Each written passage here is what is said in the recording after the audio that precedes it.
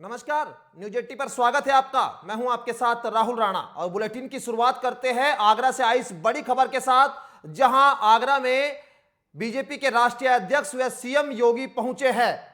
Corona warriors सम्मेलन में चिकित्सा जगत से जुड़े डॉक्टर स्टाफ को सम्मान करने के लिए पहुंचे हैं और आगरा से हम बड़ी खबर आपको बता रहे हैं, जहां पर सीएम योगी व बीजेपी के राष्ट्रीय अध्यक्ष जेपी नड्डा पहुंचे हैं। आपको बता दें, 2 दिन के दौरे पर जेपी नड्डा यूपी आए हुए हैं और वो लगातार 2 दिन से सम्मेलन में पहुंच रहे हैं और अपने कार्यकर्ताओं से बातचीत कर रहे हैं। यहां पर कोरोना वॉरियर्स सम्मेलन में चिकित्सा जगत से जुड़े डॉक्टर्स स्टाफ का सम्मान करेंगे और मंच से कोरोना काल में डॉक्टर्स की मेहनत और त्याग की कर रहे हैं तारीफ। एसएनजे गोल्ड में चल रहा है यह कार्यक्रम। आपको बता दें, आगरा से इस वक्त की बड़ी खबर, जहां पर बीजेपी के राष्ट्रीय अध्यक्ष और उत्तर प्रदेश के मुख्यमंत्री योगी आदित्यनाथ पहुंचे हैं।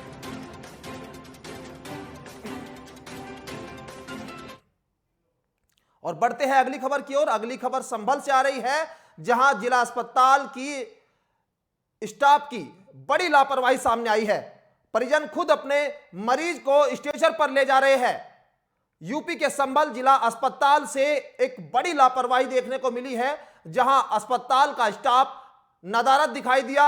मरीज के परिजन खुद ही स्ट्रेचर पर अपने मरीज को लेटाकर वार्ड तक ले जाते दिखाई दिए। मरीज के परिजनों की सहायता करने के लिए अस्पताल का कोई भी स्टाफ वहां मौजूद नहीं दिखाई दिया।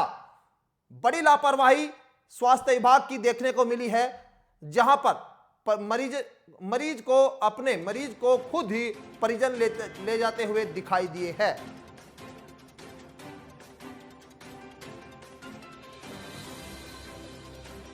और संभल से इस वक्त की खबर बता रहे हैं, जहां पर साफ तौर पर देखा जा सकता है किस तरह से तीमारदार अपने मरीज को स्ट्रेचर पर लेटाकर खुद ही इलाज कराने के लिए जा रहे हैं। स्वास्थ्य विभाग का कोई भी कर्मी वहां नहीं दिखाई दे रहा है और ये बड़ी लापरवाही स्वास्थ्य विभाग की सामने आई है, जहां पर मरीज खुद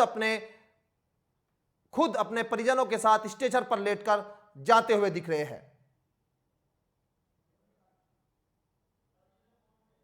और इसी खबर पर बातचीत करने के लिए हमारे संवाददाता संभल से जुड़ चुके हैं मुजम्मिल दानिश। मुजम्मिल, ये जो घटना है ये कब की घटना है और इसको लेकर अभी क्या कार्रवाई कोई स्वास्थ्य विभाग की ओर से की गई है उसके बाद?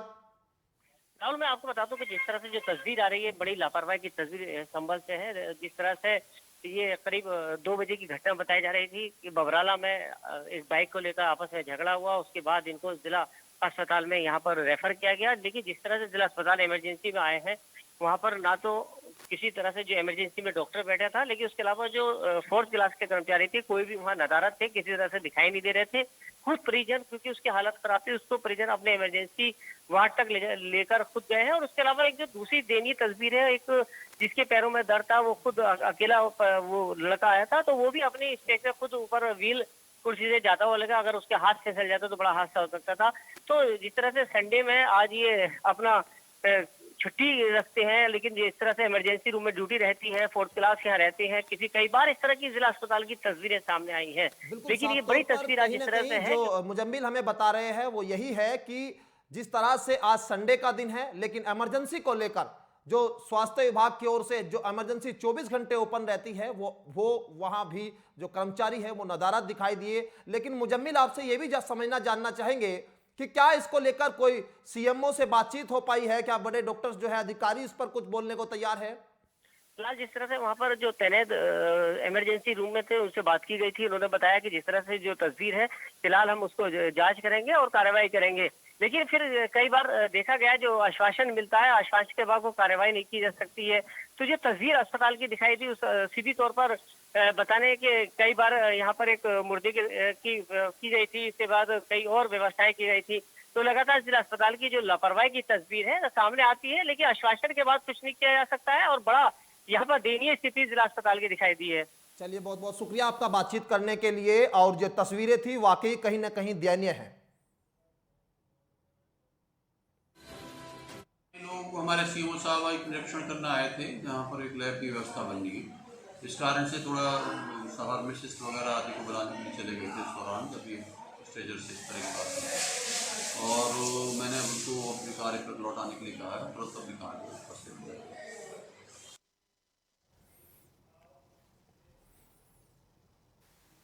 और बढ़ते हैं अगली खबर की ओर। अगली खबर गाजियाबाद से मिल रही है, जहां पर युवकों का एक वीडियो वायरल हुआ है।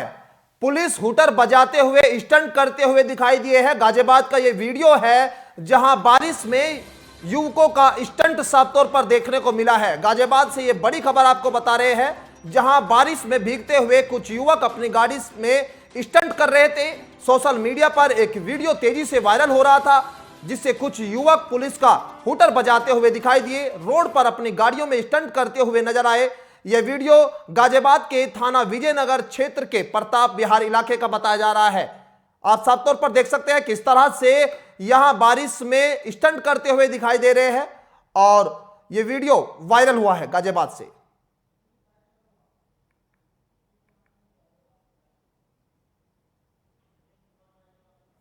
और बातचीत करने के लिए सचिन जुड़ चुके हैं। सचिन, क्या कुछ पूरा मामला है? ये सर बता दें, ये गाजियाबाद क्षेत्र का विजयनगर का मामला है, जहां पर कुछ लड़के कुछ आवारा लड़के गाड़ी से स्टंट कर रहे थे और पुलिस हुटर बजाकर पूरा माहौल गंदा कर रहे हैं। बिल्कुल साफ तौर पर तस्वीरें हमने आपको दिखाई किस तरह से यहां हुटर बजाकर माहौल को खराब करने की कोशिश की जा रही है और स्टंट किया जा रहा है, जबकि प्रशासन और पुलिस लगातार इस तरह के स्टंटबाजों के खिलाफ कार्रवाई करता दिखाई देता है। बहुत बहुत शुक्रिया आपका बातचीत करने के लिए सचिन। और गाजियाबाद से एक खबर है जो आपको बता रहे हैं लगातार किस तरह से यहां स्टंटबाज दिखाई दे रहे हैं वीडियो में। और बढ़ते हैं बिजनौर से आई इस खबर की ओर, जहां पर भाजपा कर रही है यूपी में एनकाउंटर। यह कहा है बीएसपी के नेता सतीश मिश्रा ने। मंदिर के नाम पर कमाए 10,000 करोड़ रुपए, बड़े आरोप लगाए हैं यहां पर बीएसपी ने।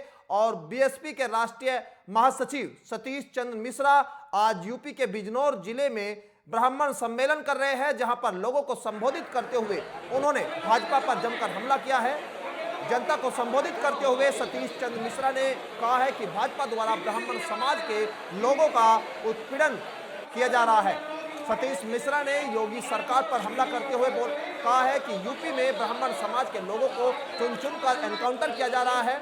इनके अलावा बीजेपी सरकार ने अयोध्या मंदिर बनवाने के नाम पर भी 10,000 करोड़ रुपए जमा कर लिए, जिसका उपयोग वो यूपी विधानसभा चुनाव में करेगी। बड़े आरोप लगाए हैं बीएसपी के सतीश चंद्र मिश्रा ने। उन्होंने अपने संबोधन में यह भी कहा है कि सरकार के लोग महिलाओं को भी नहीं छोड़ रहे, उनके साथ दुष्कर्म की घटनाएं तेजी से बढ़ रही है। समाज की तैयारी को देख करके उन्होंने अपनी पार्टी का बरसों बरस पुराना नारा बदल दिया। जो पहले नारा था कि जिसकी जितनी संख्या भारी उतनी उसकी हिस्सेदारी, उस दिन उन्होंने नया नारा दिया और कहा जिसकी जितनी तैयारी उतनी उसकी हिस्सेदारी। और हिस्सेदारी देने का काम किया उन्होंने। एक दो नहीं, 40 लोग पहले लड़े थे चुनाव 2002 में, उन्होंने बढ़ाकर 85 लोगों को चुनाव के मैदान में उतारने का काम किया, ब्राह्मण समाज के लोगों की तैयारी देखकर। और जहां 3 लोग जीत करके आएंगे, 45 लोगों को जीता करके विधानसभा में ब्राह्मण समाज के ही लोग खाली बैठे, जिसमें नकुल दुबे भी आपके सामने बैठे हैं। और फिर एक दो नहीं, उन्होंने 15 कैबिनेट के मंत्रालय, महत्वपूर्ण मंत्रालय उन्होंने देने का काम किया था ब्राह्मण समाज के लोगों को। उन्होंने जो मान सम्मान उस समय दिया था ब्राह्मण समाज को दोनों हाथ खोल करके, वो तो मैंने भी कल्पना नहीं की थी कि हमको इस समाज को मानी बहन जी इतना ज्यादा सम्मान देने का काम करेंगी। उन्होंने सब समाज को दिया, ये नहीं है कि खाली ब्राह्मण समाज को दे दिया, सब समाज को देने का काम किया। और अगली खबर हाथरस से है, जहां हाथरस पुलिस ने वाहन चोर गिरोह का खुलासा किया है। पुलिस ने 3 साथी चोरों को गिरफ्तार किया है। 12 मोटरसाइकिल और 3 चाकू इनसे बरामद हुए हैं। लूट चोरी की घटनाओं में माहिर अपराधी बताए जा रहे हैं। यूपी के हाथरस से आपको खबर बता रहे हैं, जहां पुलिस ने मुखबिर की सूचना पर वाहन चोर गिरोह के 3 सदस्यों को गिरफ्तार कर लिया है। पुलिस ने इन चोरों के पास 12 मोटरसाइकिल और 3 चाकू बरामद किए हैं। कोतवाली हाथरस एसएसपी प्रकाश कुमार ने बताया कि पकड़े गए तीनों सातिर किस्म के अपराधी हैं, लूट चोरी जैसी अन्य वारदातों में पहले भी जेल जा चुके हैं।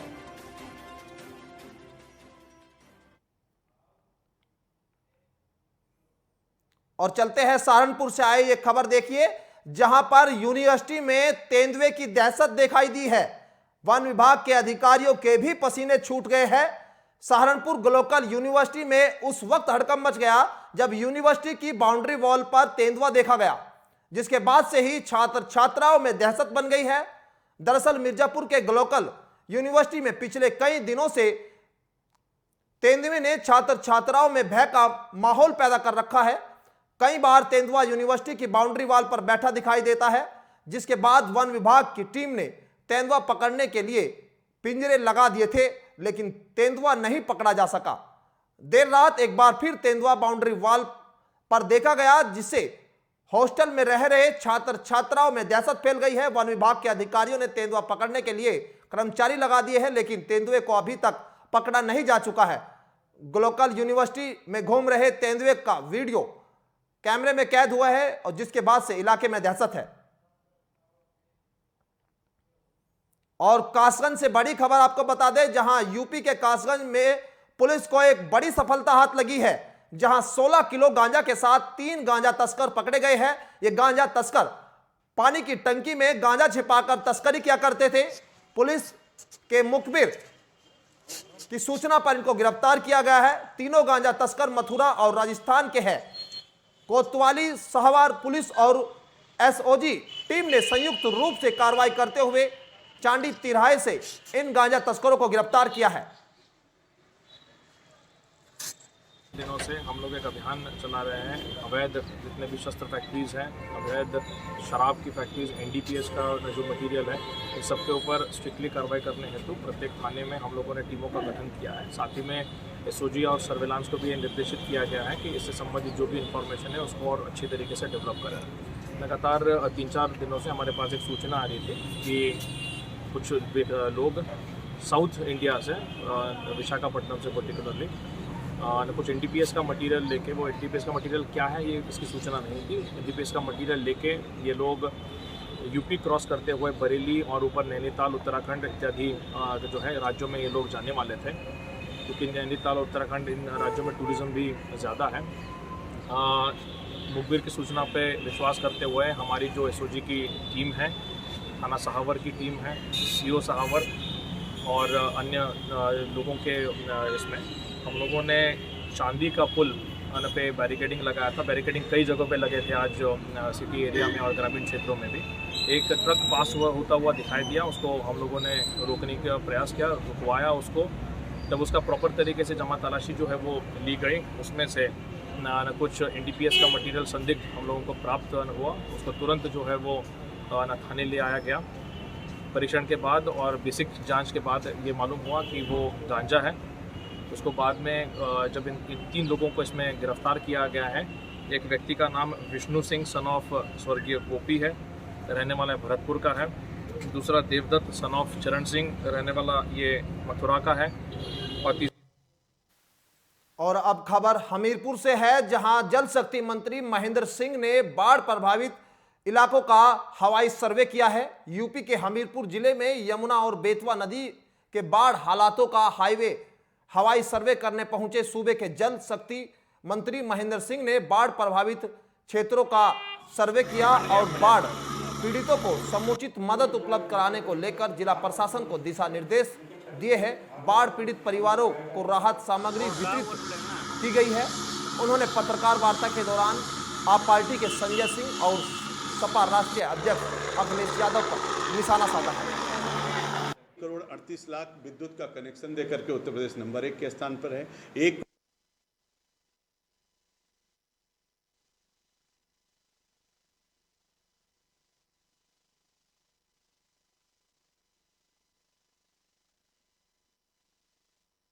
लगा रही है और नंबर 1 कहने की बात कर रही है।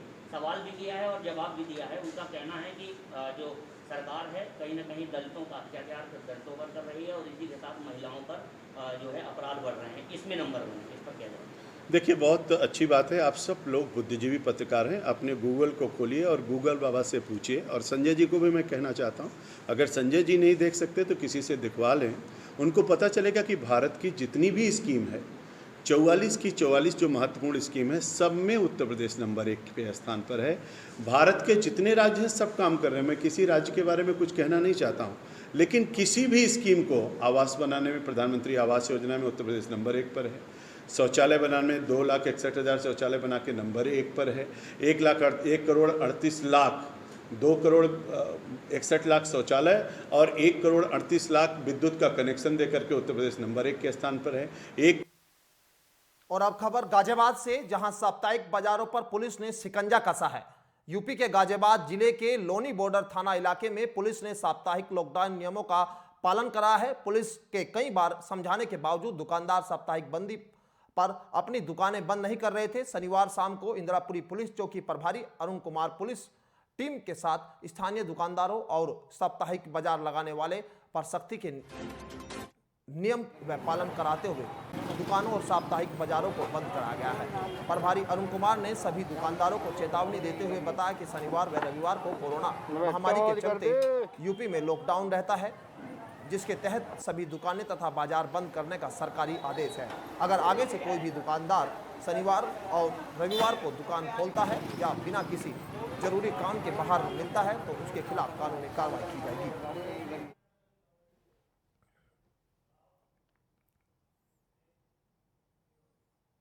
और अगली खबर शामली से है, जहां शहीद स्मारक और झंडा स्थल के हालात कितने बद से बदतर हो चुके हैं, इसी को लेकर यह रिपोर्ट है। जहां 15 अगस्त और 26 जनवरी को जिस जोश और देशभक्ति की भावना से देश में झंडारोहण किया जाता है, लेकिन साल के बाकी दिनों में उस ऐतिहासिक स्थल के क्या हालात होते हैं, इस बात से अक्सर लोग अनजान रहते हैं।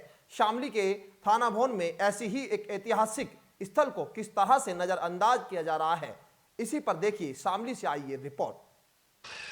15 अगस्त को देश जश्न आज़ादी का जश्न मनाता है और देश का हर नागरिक 15 अगस्त को उन वीर सपूतों को याद करता है जिन्होंने देश की आज़ादी के लिए अपने प्राणों को न्यौछावर कर दिया था।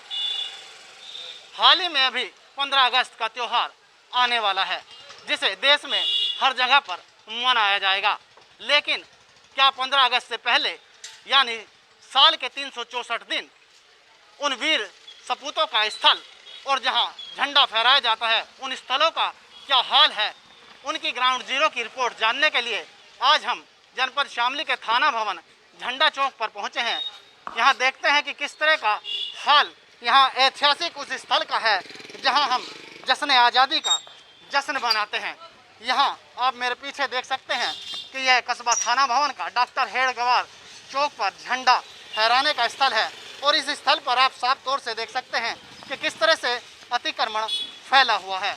इस झंडा चौक पर झंडे की क्या हालात हैं ये भी आप साफ तरह से देख सकते हैं। तो इसका ध्यान ना तो नगर पंचायत को है और ना ही इसके जिम्मेदारों को है।